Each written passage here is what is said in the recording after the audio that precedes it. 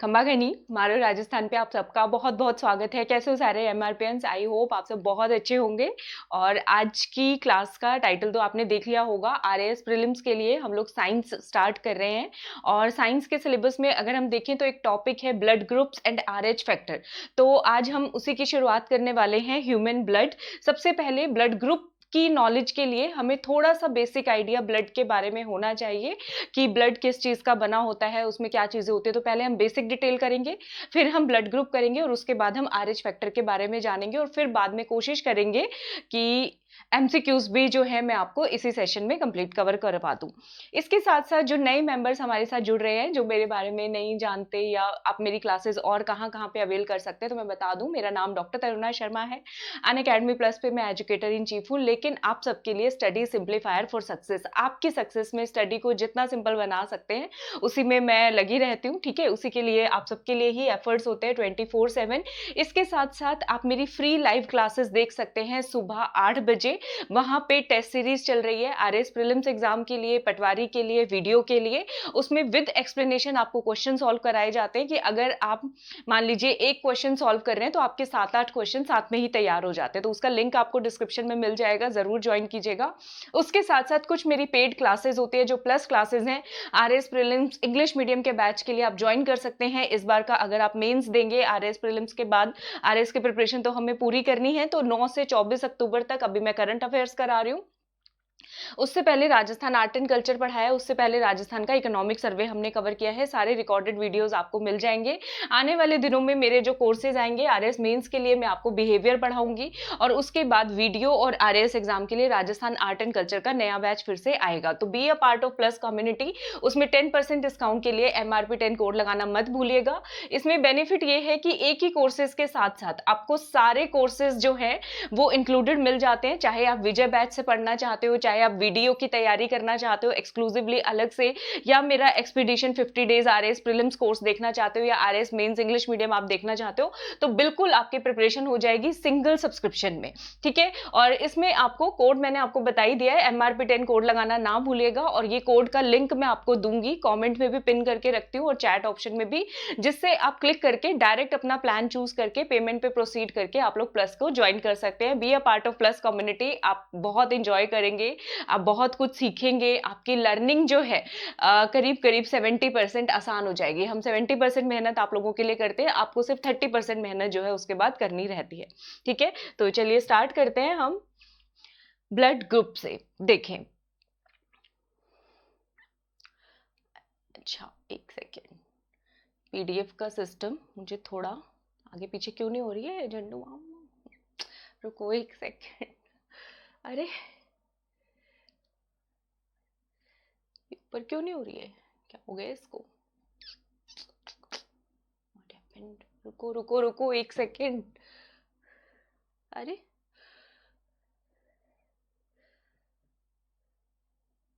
कुछ मैंने गड़बड़ किया है क्या इसमें? हाँ, मैंने प्रेस कर दिया था बटन फिर से कुछ। चले स्टार्ट करते हैं इसको। हाँ, ह्यूमन ब्लड से हम लोग स्टार्ट करने वाले हैं। तो ब्लड एक्चुअली होता क्या है? पहला प्राइमरी क्वेश्चन जो ब्लड से आता है, तो blood is a fluid connective tissue. ठीक है, ये हमारी बॉडी में क्या है? फ्लूइड है, लिक्विड है और कनेक्टिव टिश्यू है। मतलब हमारी बॉडी में जितने भी टिश्यूज हैं, ऑर्गन्स हैं, उनको कनेक्ट करने का काम, वहां तक फूड पहुंचाने का काम, ऑक्सीजन कैरी करने का काम कौन करता है? हमारी बॉडी में ब्लड करता है। इसकी क्वांटिटी कितनी होती है? ऑन एन एवरेज जितना हमारा बॉडी का वेट होता है उसका 7% इसकी क्वांटिटी होती है, यानी कि अमाउंट, यानी कि हिंदी में बोले तो इसकी मात्रा रहती है। ठीक है, और ह्यूमन ब्लड के अंदर, मतलब एक ह्यूमन बॉडी के अंदर नॉर्मली कितना ब्लड होता है? अगर हम मेल यानी कि पुरुषों की बात करें तो 5 से 6 लीटर, फीमेल यानी कि महिलाओं में कितना होगा? 4.5 से 5.5 लीटर जो है एक ह्यूमन बॉडी के अंदर आपको ब्लड मिलेगा। ठीक है, ब्लड के कितने पार्ट्स होते हैं ये बेसिक इंफॉर्मेशन है, बस थोड़ा ही टाइम लगेगा और आपको सारा ब्लड का एक बार आउटलुक जो है मतलब उसका पता चल जाएगा। तो ब्लड के दो पार्ट्स होते हैं ब्लड में, देखिए एक होता है प्लाज्मा और एक होती है ब्लड कॉर्पसल्स, यानी कि जिनको हम ब्लड सेल्स बोलते हैं, जैसे कि आरबीसी, डब्ल्यूबीसी, प्लेटलेट्स। ठीक है, डेंगू होता है तो प्लेटलेट्स का नंबर कम हो जाता है, आप सबने पढ़ा होगा। ठीक है, तो प्लाज्मा जो है, प्लाज्मा की क्वांटिटी कितनी रहती है 60%, और ब्लड सेल्स कितना बनाती है हमारे ब्लड में 40% बनाती है। प्लाज्मा कितना होगा 60%, ब्लड कॉर्पसल्स, ब्लड सेल्स कितना बनाएंगी 40%। और किसी को परेशान नहीं होना है, पीडीएफ आप सबको मिलेगी। ठीक है, मैं टेलीग्राम पे डालूंगी, टेलीग्राम का लिंक डिस्क्रिप्शन में दिया हुआ है, वहां से ज्वाइन कर लीजिएगा। अब हम प्लाज्मा के बारे में पढ़ते हैं। प्लाज्मा देखिए कलर में कैसा होता है, ब्लड के अंदर जो रेड कलर आता है वो आरबीसीज, रेड ब्लड कॉर्पसल्स यानी कि रेड ब्लड सेल्स की वजह से आता है। तो प्लाज्मा का कलर होता है ये येलोइश फ्लूइड। ठीक है, प्लाज्मा कैसा होता है, येलोइश फ्लूइड होता है, लिक्विड पार्ट होता है। अगर हम इसकी कंपोजिशन की बात करें, प्लाज्मा में क्या क्या चीजें मिलेंगी, तो वाटर, पानी जो है इसमें 90% होता है, प्रोटीन्स की मात्रा 7% होती है। ठीक है, प्रोटीन्स कितने होते हैं 7%, सॉल्ट कितना होता है, नमक, नमक याद करो 9 के आगे एक डेसिमल लग जाएगा 0.9%, ग्लूकोज यानी कि शुगर, मीठा कितना होता है 0.1%, ग्लूकोज कितना मिलेगा 0.1%। बाकी जो परसेंटेज बच गए उसमें फाइबर्स और कनेक्टिव टिश्यू, एंजाइम्स वगैरह सारी चीजें प्लाज्मा के अंदर आ जाती है। अगर ये 100 कंप्लीट नहीं हो रहा तो उसके अंदर वो सारी चीजें आपको मिलेंगी, एंजाइम्स वगैरह। ठीक है, तो प्लाज्मा का जो है कंपोजिशन आपको समझ आ गया, लिक्विड पार्ट है हमारे ब्लड का, तरल पार्ट है।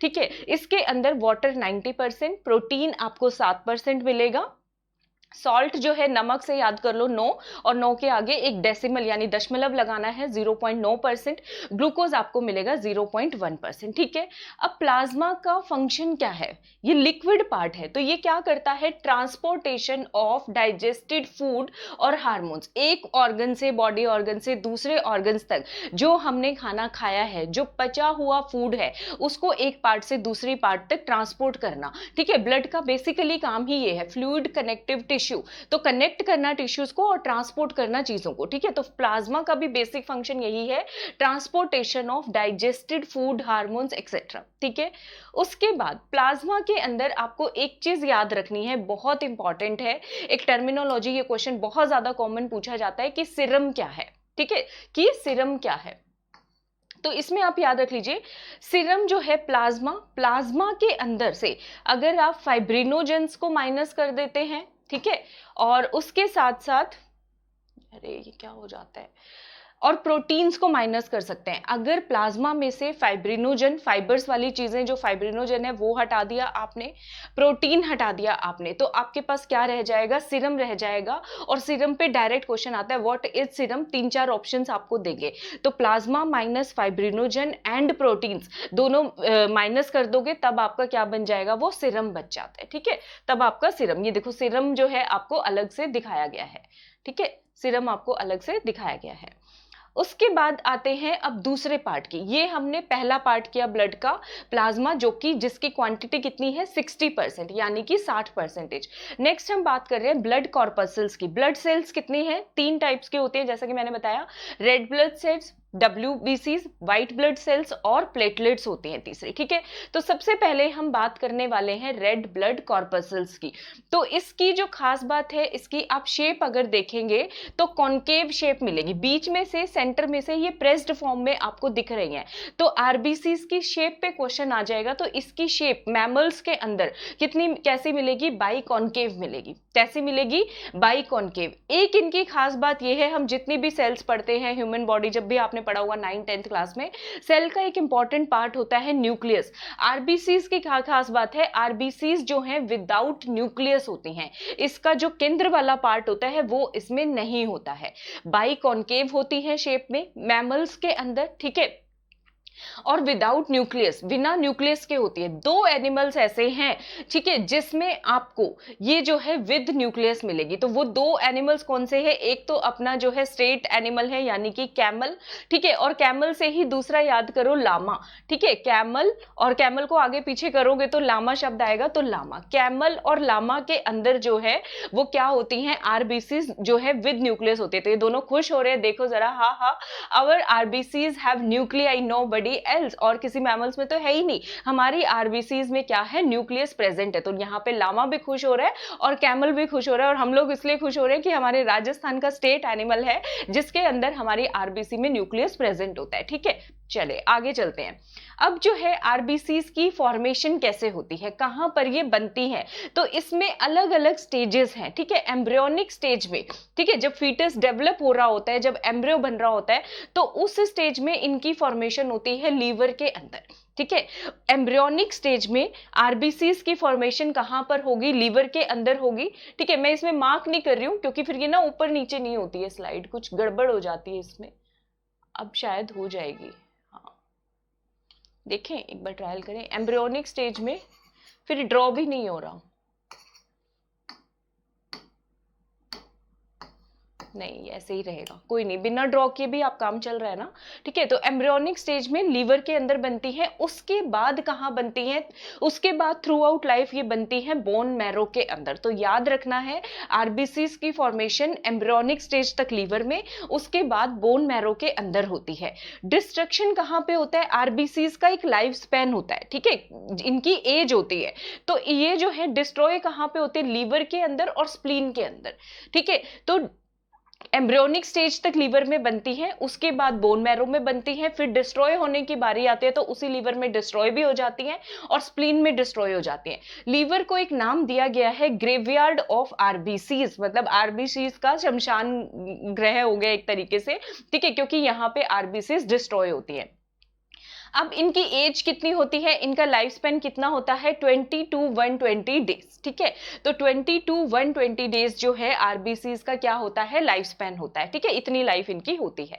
अब आरबीसीज का एक बहुत इंपॉर्टेंट कॉन्स्टिट्यूएंट है जिसको आप सबको पता होगा, ब्लड की कमी हो जाती है, अनीमिया होता है ज्यादातर फीमेल्स के अंदर, तो हीमोग्लोबिन चेक किया जाता है ना। तो आरबीसीज का एक बहुत इंपॉर्टेंट पार्ट है जिसको हम बोलते हैं हीमोग्लोबिन। हीमोग्लोबिन में हीम पार्ट कोरिलेट करता है आयरन को, ये आयरन वाला पार्ट होता है।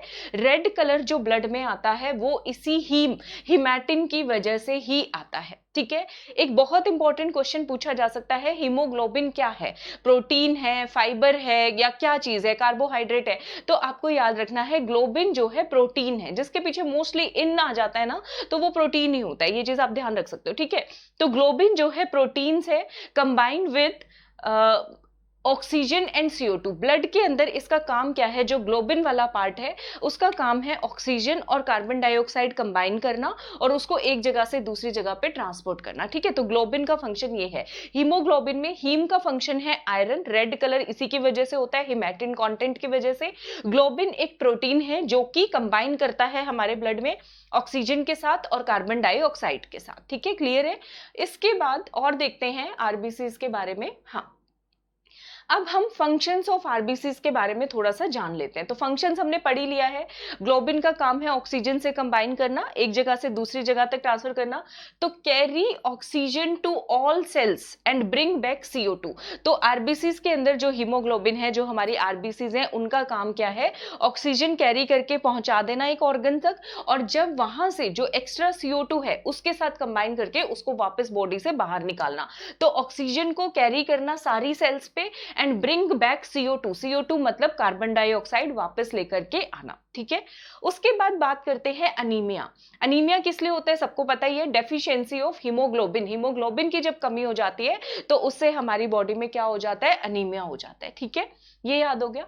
अब उसके बाद बात करते हैं व्हाइट ब्लड सेल्स। अब देख लीजिए शेप ऐसी होती हैं, इनका एक दूसरा नाम है जिसको हम बोलते हैं ल्यूकोसाइट्स। क्या बोलते हैं, ल्यूकोसाइट्स बोलते हैं। आरबीसीज रेड ब्लड सेल्स का दूसरा नाम क्या है, एरिथ्रोसाइट्स। व्हाइट ब्लड सेल्स का दूसरा नाम क्या है, ल्यूकोसाइट्स हम इसको बोलते हैं। इनकी शेप जो है, कैसे भी शेप ये ले सकते हैं, तो अमीबा जैसी शेप होती है। आरबीसीज की शेप हमने कैसी की थी, बाइकॉनकेव की थी, है ना। आरबीसीज की शेप कैसी की थी हमने, बाइकॉनकेव की थी। ठीक है, और WBCs की शेप कैसी है, अमीबा जैसी इनकी शेप है। तो ये आप याद कर सकते हो। इनका लाइफ स्पेन जो है वो बहुत ही कम है। इनका लाइफ स्पेन, आरबीसीज का लाइफ स्पेन कितना था, आरबीसीज का लाइफ स्पेन था 20 to 120 डेज। इतना ही किया है हमने, ठीक है। इनका लाइफ स्पेन कितना है, सिर्फ और सिर्फ 1 से 2 दिन। WBCs का लाइफ स्पेन कितना है, 1 से 2 दिन। ये कब बढ़ती है हमारी बॉडी में, जब कोई बाहर से फॉरेन एंटीजन एंटर कर जाता है, तो उसको फाइट करने के लिए, डिजीज से फाइट करने के लिए इनका नंबर बढ़ता है, ठीक है। तो जब भी आपको कोई प्रॉब्लम होगी तो आपके ब्लड की जब भी टेस्टिंग कराई जाती है तो WBCs का काउंट जो है आपको बढ़ा हुआ मिलेगा, अगर कोई प्रॉब्लम है तो, ठीक है, अगर कोई फॉरेन एजेंट हमारी बॉडी में एंटर कर गया, ठीक है। तो ये चीज हो गया। इसके बाद देखते हैं WBCs की फॉर्मेशन कहां पे होती है। RBCs की फॉर्मेशन कहां पे हो रही थी, एम्ब्रियोनिक स्टेज तक लीवर में और उसके बाद बोन मैरो में। WBCs कहां पे बनती हैं, बोन मैरो में बनती हैं। साथ में आपको याद करना है लिम्फ नोड्स में, लीवर में और स्प्लीन में। तो WBCs जो है आप याद करो, जब बॉडी में कोई बाहर से एंटीजन आ जाता है, कोई वायरस आ गया, कोई बैक्टीरिया आ गया, तो हमारी बॉडी उसको किल करने के लिए एक्ट करती है, तो WBCs बॉडी में बनना शुरू हो जाती है। तो ये जो है याद कर लो, बॉडी के बहुत सारे ऑर्गन्स में, बहुत सारे पार्ट्स में बन रही होती है। तो बोन मैरो में बनती है, लिम्फ नोड्स में बनती है, लीवर में बनती है, स्प्लीन में बनती है, ठीक है। तो याद कर लोगे कितने पार्ट्स हो गए, 4 जगह पे ये बन रही है, bone marrow, lymph nodes, liver और स्प्लीन, ठीक है। तो बोन मैरो, लिम्फ नोड्स, एल एल ज्यादा आ रहा है, लिम्फ, लीवर, स्प्लीन, ठीक है। तो एल की जो साउंड है वो ज्यादा आ रही है, ऐसे भी आप थोड़ा सा इसको माइंड में रख सकते हो। RBCs के अंदर न्यूक्लियस प्रेजेंट नहीं था, ठीक है, सिर्फ 2 मैमल्स में प्रेजेंट था, लामा और कैमल के अंदर। WBCs में न्यूक्लियस प्रेजेंट होता है, ठीक है। WBCs के अंदर हमारे न्यूक्लियस प्रेजेंट होता है, ठीक है। इसके फंक्शंस की बात करते हैं। ये हमारी बॉडी को डिजीज से बचाता है, ये मैंने बता ही दिया, ठीक है। हमारी बॉडी में RBC और WBC का काउंट कितना होता है।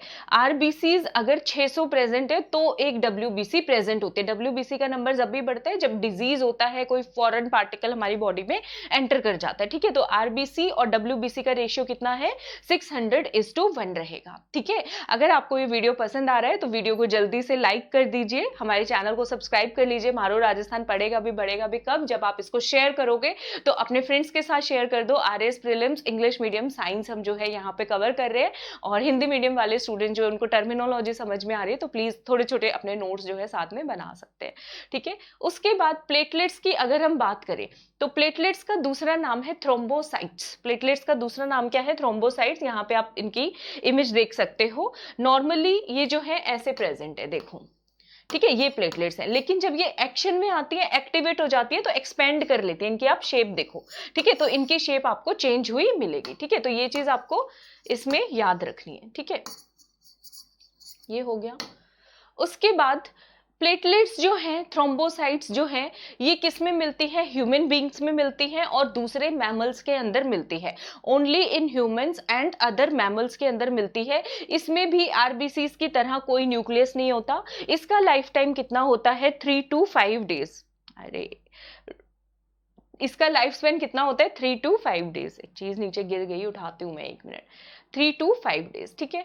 अच्छा, प्लेटलेट्स की फॉर्मेशन कहाँ पे होती है, देखो, RBCs की फॉर्मेशन कहाँ तक हो रही थी, एम्ब्रियोनिक स्टेज तक लीवर में, उसके बाद बोन मैरो में। WBCs की फॉर्मेशन कहाँ पे हो रही थी, bone marrow, liver, lymph nodes और स्प्लीन के अंदर। अब हम बात कर रहे हैं प्लेटलेट्स की फॉर्मेशन कहाँ पे हो रही है, बोन मैरो के अंदर हो रही है। तो प्लेटलेट्स में एक ही पार्ट आएगा RBCs की तरह, बोन मैरो, ठीक है। डिस्ट्रक्शन इनकी कहाँ पे हो रही है, स्प्लीन के अंदर डिस्ट्रक्शन हो रही है, ठीक है। डिस्ट्रक्शन कहाँ पे हो रही है, स्प्लीन में। RBCs भी डिस्ट्रॉय कहाँ पे हो रही थी, लीवर और स्प्लीन में। तो प्लेटलेट्स कहां पे हो रही है, सिर्फ और सिर्फ स्प्लीन के अंदर हो रही है, ठीक है। इसका फंक्शन क्या है, प्लेटलेट कहां पे काम करती है, प्लेटलेट्स, ठीक है, लेट से याद करो, लॉट, क्लॉट बनाने में। तो इसका काम है, जब भी आपको कोई इंजरी होगी, ब्लड फ्लो करता है जब भी, तो उस ब्लड को रोकने के लिए प्लेटलेट्स एक्टिवेट हो जाती हैं, ठीक है। तो फॉर्मेशन क्या काम करती है, clotting of blood.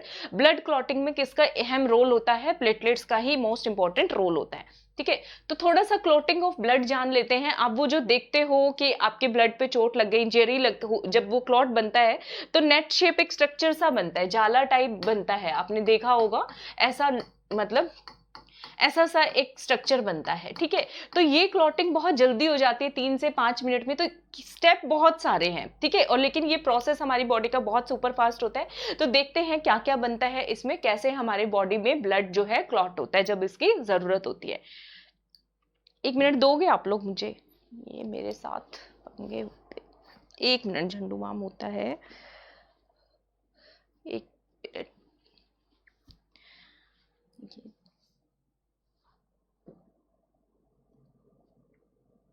Sorry sorry, ठीक है। तो फर्स्ट जो है क्या बनता है, थ्रोम्बिन बनता है। फर्स्ट लेवल पे थ्रोम्बिन, दूसरे लेवल पे फाइब्रिन एक्शन में, और तीसरे लेवल पे क्लॉट, ठीक है। तो ये आपको याद करना है, TFC, थ्रोम्बिन फॉर्मेशन, फाइब्रिन, और उसके बाद क्लॉट फॉर्मेशन होती है, क्लॉटिंग ऑफ ब्लड। कितने स्टेप प्रोसीजर हो गया, 3 स्टेप प्रोसीजर हो गया। थ्रोम्बिन, फाइब्रिन और क्लॉट जो है यहाँ पे बनेगा, ठीक है। उसके बाद नेक्स्ट है क्लॉटिंग ऑफ ब्लड। देखिए सबसे पहले क्या होता है, कौन कौन सी चीजें आती है, थ्रोम्बिन कैसे बनता है। थ्रोम्बिन बनाने के लिए जो कंपोनेंट चाहिए ना, उनके नाम में थ्रोम्ब शब्द आएगा ही आएगा। देखो थ्रोम्बोप्लास्टिन एक्टिवेट होता है, प्रोथ्रोम्बिन और कैल्शियम, ये तीनों मिलके हमारी बॉडी में क्या बनाएंगे, सबसे पहले जो है ये बना देंगे, थ्रोम्बिन बन जाएगा। तो फर्स्ट लेवल पे क्या बन जाएगा, थ्रोम्बिन बन जाएगा, ठीक है, याद हो गया। थ्रोम्बोप्लास्टिन, प्रोथ्रोम्बिन और कैल्शियम मिला के क्या बन गया, थ्रोम्बिन। अब थ्रोम्बिन में नेक्स्ट स्टेप क्या था, फाइब्रिन बनेगा। फाइब्रिन को एक्टिवेट बनाने के लिए क्या चीज चाहिएगी, फाइब्रिनोजन चाहिएगा। तो थ्रोम्बिन के अंदर फाइब्रिनोजन जब मिल जाता है ना, तब अपना फाइब्रिन रोल में आता है, तब क्या बनेगा, चलो फाइब्रिन जो है सेकेंड स्टेज में फाइब्रिन बनेगा, ठीक है। थर्ड स्टेज में फाइब्रिन और बाकी सारी ब्लड सेल्स एक्शन में आके क्या बनाएंगी, क्लॉट बनाएंगी। तब क्या बनता है हमारी बॉडी में, ये बनता है, क्लॉट बनता है, ठीक है। तो ये सारा काम जो है हमारा कौन कर रहे होते हैं, प्लेटलेट्स द्वारा हो रहा होता है, ठीक है। तो ये याद कर लोगे, थ्रोम्बिन बना, फाइब्रिन बना, फिर ब्लड क्लॉट बना। थ्रोम्बिन कैसे बना, थ्रोम्बोप्लास्टिन से, प्रोथ्रोम्बिन से, कैल्शियम से।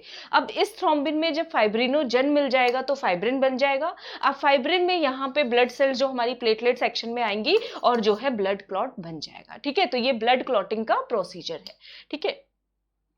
आगे देखते हैं इसके बाद क्या होता है, क्लॉटिंग ऑफ ब्लड में मोस्ट इंपॉर्टेंट रोल किसका है, जिसपे क्वेश्चन आता है, ये क्लॉट है। अब मैं आपको बोलूं कि इस क्लॉट को हम इस तरीके से लिखते हैं, KLOT, ठीक है, लिख सकते हैं ना, हमारी मर्जी, ठीक है। तो यहाँ पे क्लॉटिंग ऑफ ब्लड में कौन से विटामिन का मोस्ट इंपॉर्टेंट रोल है, तो वो है विटामिन के, ठीक है। किसका मोस्ट इंपॉर्टेंट रोल आएगा, विटामिन के का मोस्ट इंपॉर्टेंट रोल है। इसका काम है प्रोथ्रोम्बिन बनाना और फाइब्रिनोजन बनाना। थ्रोम्बिन बनाने के लिए प्रोथ्रोम्बिन की जरूरत थी, फाइब्रिन बनाने के लिए फाइब्रिनोजन की जरूरत थी। तो इन दोनों के फॉर्मेशन में मेन रोल कौन प्ले करता है, विटामिन के प्ले करता है, ठीक है, याद हो जाएगा। उसके बाद जो है क्लॉट्स एसेंशियल प्रोटीन। अब क्लॉट बनाने के लिए कौन सा प्रोटीन इंपॉर्टेंट है, ये तो समझ में आ ही गया, फाइब्रिनोजन बहुत इंपॉर्टेंट है। तो फाइब्रिनोजन पे क्वेश्चन आ जाएगा, जैसे haemoglobin is a protein, connective tissue, fluid, आपको 4-5 ऑप्शन देंगे तो आपको प्रोटीन करके आना है। सिमिलरली फाइब्रिनोजन भी क्या है, प्रोटीन है, याद कर लोगे, क्लॉट्स एसेंशियल प्रोटीन फाइब्रिनोजन, ठीक है। तो जो क्लॉटिंग में एक बहुत जरूरी प्रोटीन हमें चाहिए होता है उसका नाम है फाइब्रिनोजन। क्लॉटिंग टाइम, अब ये सारा प्रोसेस दिखने में इतना लंबा लग रहा है, 3 स्टेप प्रोसेस लग रहा है, लेकिन इसमें कितना टाइम लगता है, मात्र और मात्र 2 से 5 मिनट लगते हैं, ठीक है। सिर्फ और सिर्फ 2 to 5 मिनट्स इसमें हमारे लगते हैं। क्लियर है सबको, आई होप सबको क्लियर हो गया होगा, ठीक है। ये PDF सबको मिल जाएगी, परेशान मत होना, PDF के लिए बच्चे हमारे बहुत परेशान हो जाते हैं, है ना। चलो ये ब्लड ए हो गया, OB पार्ट हो गया। नेक्स्ट पार्ट मैं ओपन करती हूँ, ब्लड 1 होगा शायद से, हाँ। अब हमने ब्लड पढ़ लिया, ब्लड की डिटेल्स, ब्लड सेल्स पढ़ लिया, फंक्शंस ऑफ ब्लड देख लेते हैं, ब्लड के क्या क्या फंक्शन है। तो ब्लड के फंक्शन ये है, हमारी बॉडी के टेम्परेचर को कंट्रोल करना। किस चीज को कंट्रोल करता है ब्लड, हमारी बॉडी के टेम्परेचर को। प्रोटेक्शन फ्रॉम डिजीज, अगर डिजीज होगी तो WBCs एक्टिवेट हो जाएंगी। क्लॉटिंग में प्लेटलेट्स एक्टिवेट हो जाती हैं। ट्रांसपोर्टेशन का काम करता है, डाइजेस्टेड फूड का, ऑक्सीजन का, कार्बन डाइऑक्साइड का, ठीक है। कोऑर्डिनेशन का काम करता है पूरी बॉडी के अंदर। तो ये सारे हमारे फंक्शंस ऑफ ब्लड में आ जाएंगे, टेम्परेचर कंट्रोल करना, coordination, transportation, protection from disease और क्लॉटिंग का काम हमारा ब्लड जो है करता है। अब हम आ रहे हैं अपने मेन टॉपिक पे, जिसका नाम है ब्लड ग्रुप्स, जो कि हमारे सिलेबस में डायरेक्ट मेंशन किया हुआ है, ब्लड ग्रुप्स ऑफ ह्यूमन। तो ब्लड ग्रुप सिस्टम को बहुत आसान भाषा में, बहुत सिंपल तरीके से हम लोग समझने वाले हैं। बस 1 मिनट दे दो, पानी पी लेती हूँ मैं, 1 सेकेंड। आजकल थोड़ा प्रॉब्लम हो रहा है ड्राई थ्रोट का, आई होप आप सब अंडरस्टैंड करोगे।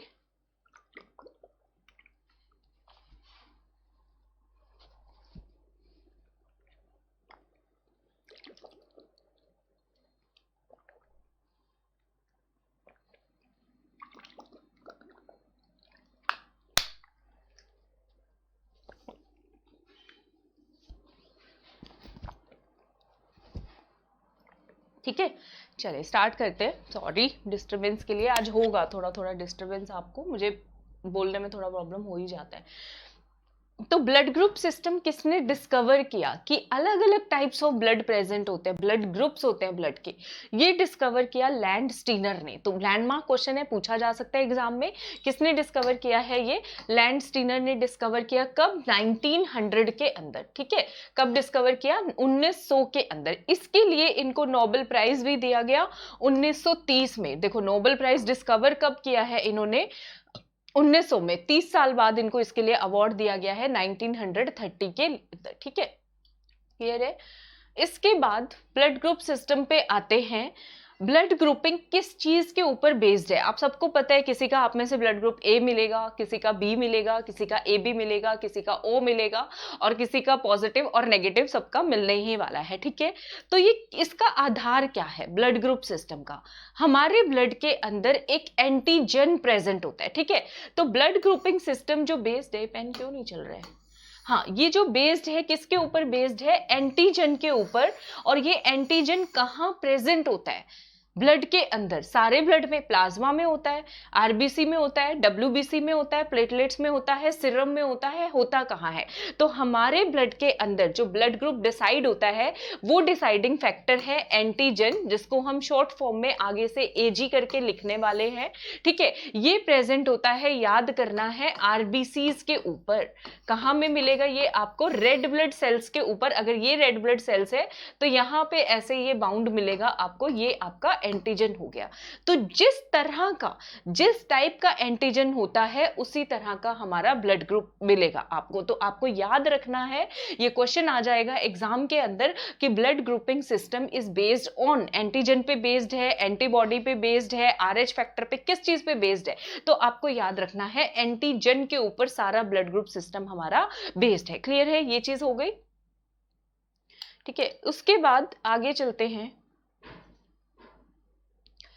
एंटीजन होता क्या है? अब टाइप पूछेंगे, जैसे हीमोग्लोबिन हमने किया प्रोटीन है, फाइब्रिनोजन हमने किया कि एज अ प्रोटीन है, तो एंटीजन क्या है? ग्लाइकोप्रोटीन। तो ये आपसे क्वेश्चन पूछ सकते हैं, एंटीजन होता क्या है? एक्चुअली ग्लाइको मतलब ग्लूकोज वाला पार्ट, और प्रोटीन होता है। एंटीजन किस चीज का बना होता है? ग्लाइकोप्रोटीन होता है। इसके कितने टाइप्स होते हैं? 2 तरह के एंटीजन होते हैं बॉडी में, ह्यूमन बॉडी में, ए और बी टाइप के। ठीक है, कौन सी तरह के? किसी किसी की बॉडी में एक एंटीजन मिलेगा, किसी किसी की बॉडी में दोनों भी मिल सकते हैं, या किसी किसी की बॉडी में कोई भी एंटीजन नहीं होगा। ठीक है, तो आपको याद रखना है एंटीजन के टाइप्स कौन से होंगे, ए और बी टाइप्स के हमारे एंटीजन आपको मिलने वाले हैं। ठीक है, ये हो गया।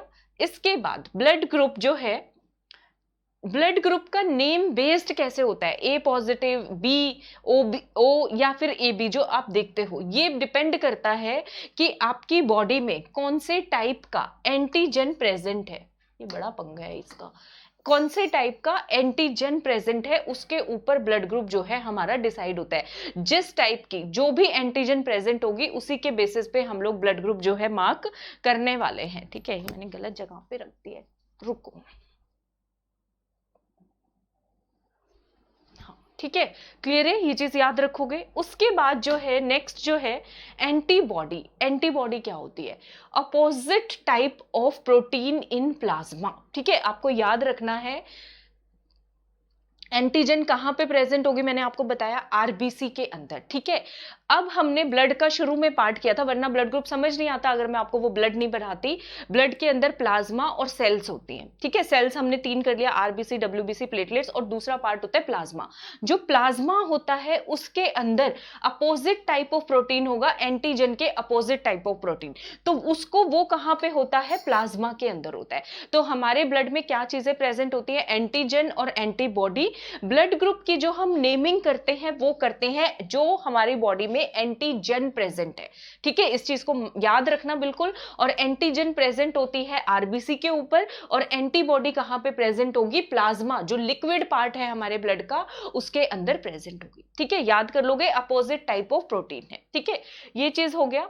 आगे देखते हैं अब ब्लड ग्रुप सिस्टम। यहां से आपको बहुत अच्छे से समझ आ जाएगा। इसको थोड़ा छोटा कर लेती हूँ ताकि आपको एकदम से क्रिस्टल क्लियर हो जाए। ठीक है, और इसके लिए हम लोग पेन ले लेते हैं ताकि आपको समझ में आए। ठीक है, देखिए रेड ब्लड सेल, ये आपकी रेड ब्लड सेल है, आई होप सबको दिख रही है, ठीक है, सबको दिख रही है ना, हाँ ठीक है। इसके ऊपर एंटीजन प्रेजेंट है। एंटीजन को इन्होंने क्या शेप दिया है, देखिए जरा ध्यान से देखिएगा, ये वाला, ये एंटीजन की शेप है, ऐसे बनाया है और इसके ऊपर एक राउंड सा फिगर, छोटा सर्कल डाल दिया, ये टाइप है ए एंटीजन। इसको थोड़ा 1 मिनट दो मुझे, ये आपकी एंटीजन है, ठीक है। दूसरी जो एंटीजन है बी टाइप की, उस पे उन्होंने ये ब्रिक शेप स्ट्रक्चर बना दिया, ये हमारी एंटीजन है, ठीक है। तो ये आरबीसी है, ठीक है। तो हमने क्या बात पढ़ा है, ब्लड ग्रुप सिस्टम किस पे बेस्ड होगा, जो एंटीजन प्रेजेंट होगी आरबीसी पे। तो इसके अंदर आरबीसी में जो पहला टाइप हम लोग पढ़ रहे हैं, ए टाइप ऑफ एंटीजन प्रेजेंट है, देख रहे हो आरबीसी के सरफेस पे चिपकी हुई होती है, तो ब्लड ग्रुप क्या बन गया, ए बन गया, ठीक है। दूसरे आरबीसी के ऊपर दूसरे किसी पर्सन में एंटीजन दूसरे टाइप की B type of antigen present है, तो ब्लड ग्रुप क्या हो गया, बी ब्लड ग्रुप हो गया। ये एंटीजन ए है, ये एंटीजन बी है। अब किसी किसी पर्सन में आरबीसी में दोनों एंटीजन प्रेजेंट है, ए बी और बी बी, देखो इसमें ए भी है और बी भी है, जब डिटेल देखोगे आपको दिखाई देगा। देखो अगर मैं इसको थोड़ा सा ब्रॉड कर दूं तो ना ये सिस्टम मुझे समझ नहीं आता है, दिख रही है अभी, देखो अभी शायद आपको दिखाई देगी बहुत क्रिस्टल क्लियर, नहीं तो पीडीएफ में देख लेना, ठीक है, दिख रहा होगा वैसे तो, आई होप, ठीक है।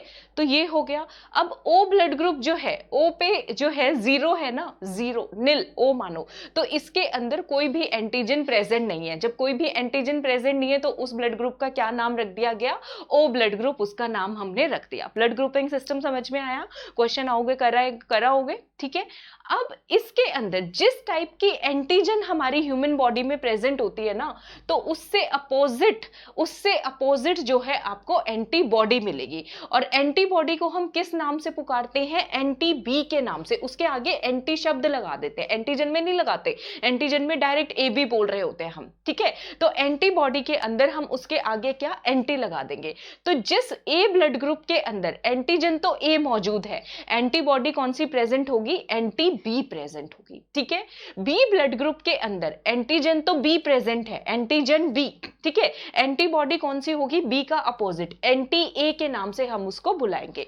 अब ए बी ब्लड ग्रुप जिसका है उसमें दोनों एंटीजन प्रेजेंट है, तो इसमें एंटीबॉडी कोई होगी, कोई एंटीबॉडी नहीं होती है इसके अंदर, ना एंटी ए ना एंटी बी, ये आपको याद रखना है, ठीक है। क्योंकि इसमें दोनों एंटीजन है तो इसके अंदर ना तो एंटीजन ए के खिलाफ कोई एंटीबॉडी प्रेजेंट है, ना एंटीजन बी के खिलाफ, तो 0 एंटीबॉडी कौन से ब्लड ग्रुप में मिलेगी आपको, ए बी ब्लड ग्रुप के अंदर मिलेगी। ओ ब्लड ग्रुप में कोई एंटीजन नहीं है, एंटीबॉडी हमेशा अपोजिट प्रेजेंट होगी, ये चीज याद रखना। अगर दोनों एंटीजन है तो एक भी एंटीबॉडी नहीं होगी, ठीक है। अब ओ ब्लड ग्रुप के अंदर एंटीजन तो है नहीं, कोई भी नहीं है, ना ए ना बी, तो दूसरा एंटीबॉडीज इसमें एंटी ए और एंटी बी जो जिसका जो नाम है, तो वो दोनों प्रेजेंट होगी इसमें, ठीक है। आई होप ब्लड ग्रुप मैंने बहुत सिंपल भाषा में आपको समझाया है, ठीक है, आई होप सबको समझ आ गया होगा। अब दूसरा जो बात करते हैं, ब्लड के अंदर आपको ए समझ आ गया, बी समझ आ गया, ए बी और ओ, पॉजिटिव और नेगेटिव का क्या गेम है, ठीक है।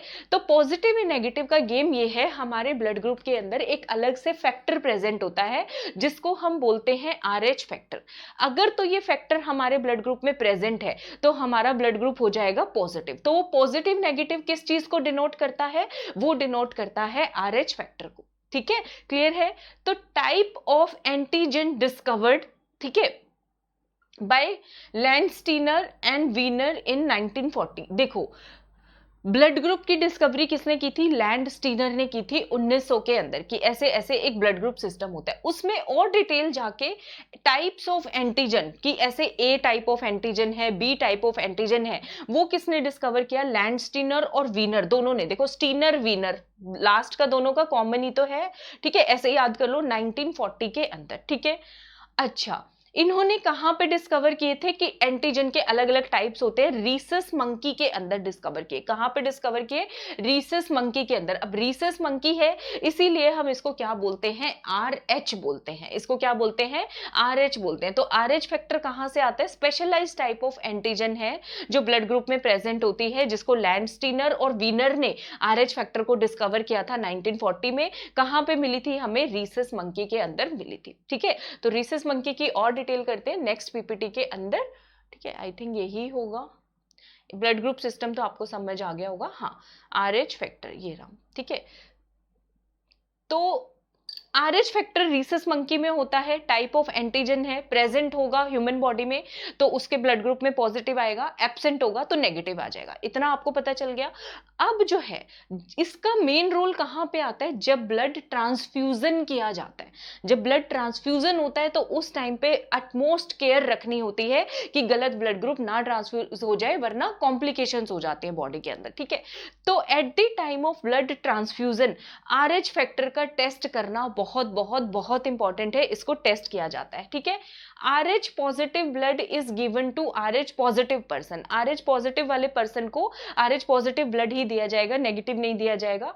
RH नेगेटिव जिसका ब्लड ग्रुप में आएगा उसको RH नेगेटिव ब्लड ग्रुप ही हमेशा दिया जाएगा। ठीक है, उसके बाद एक सिचुएशन है जिस सिचुएशन के बारे में जानते हैं, जो बहुत मतलब मिल जाएगी आपको, एरिथ्रोब्लास्टोसिस फिटालिस। फीटस के अंदर ये प्रॉब्लम आती है, एरिथ्रोब्लास्टोसिस। एरिथ्रोब्लास्ट का नंबर और साइज में जो है इंक्रीज हो रहा है। कैसे?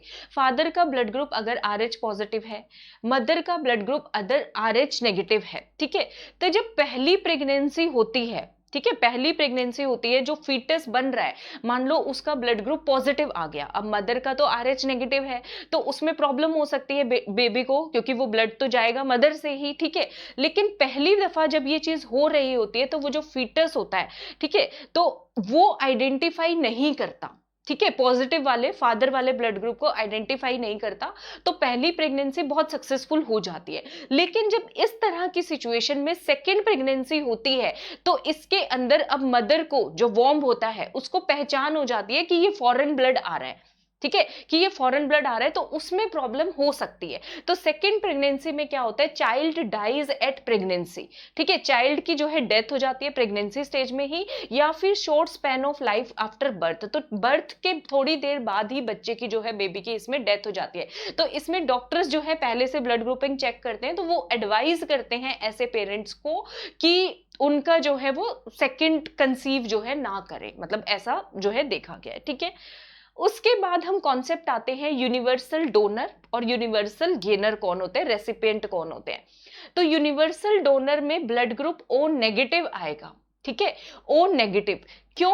क्योंकि इसके अंदर कोई एंटीजन तो प्रेजेंट है नहीं। ठीक है, तो इसको आप कोई भी ब्लड ग्रुप दे दो, एंटीबॉडी दोनों प्रेजेंट है तो वो चल जाएगा, तो वो कोई भी ऐसा फॉरेन एजेंट की तरह पे इसको नहीं लेगा। तो O नेगेटिव याद करना यूनिवर्सल जो है डोनर है। O नेगेटिव ब्लड ग्रुप आप किसी को भी दे सकते हो। नेगेटिव क्यों दे सकते हो? उसमें RH फैक्टर का भी कोई मसला नहीं रहेगा और इसके अंदर जो है एंटीजन प्रेजेंट नहीं है, तो आप जिसको भी दोगे वो कोई फॉरेन एजेंट जो है आपकी बॉडी आइडेंटिफाई नहीं करने वाली। ठीक है, अब यूनिवर्सल रेसिपिएंट कौन सा होगा? ऑब्वियस सी बात है, AB पॉजिटिव होगा। आप कोई मतलब AB पॉजिटिव को कोई भी ब्लड ग्रुप चढ़ा सकते हो, क्योंकि RH पॉजिटिव फैक्टर भी उसके अंदर है और एंटीजन भी दोनों प्रेजेंट है। ठीक है, इसमें एंटीजन दोनों प्रेजेंट है और एंटीबॉडी एक भी नहीं है। ठीक है, तो ये एक बेसिक रीजन है। क्वेश्चन आपसे पूछा जाता है यूनिवर्सल डोनर कौन सा है, O नेगेटिव याद रखना। यूनिवर्सल रेसिपिएंट कौन सा है, AB पॉजिटिव। क्वेश्चन आ जाएगा, ब्लड ग्रुप सिस्टम का पार्ट है तो वेरी हाई। तो याद रखना है आपको, डोनर क्यों है? क्योंकि उसके अंदर कोई एंटीजन नहीं है, तो हम किसी को कोई फॉरेन बॉडी किसी के ब्लड में नहीं डाल रहे। ठीक है, तो उसमें कोई रिएक्शन नहीं आएगा। और यूनिवर्सल रेसिपिएंट कौन सा है? ब्लड ग्रुप AB पॉजिटिव, क्योंकि इसके अंदर दोनों एंटीजन प्रेजेंट है, एंटीबॉडी इसमें कोई भी प्रेजेंट नहीं है। अगर रीजन भी पूछे तो भी आपको हमें रीजन आना चाहिए। ठीक है,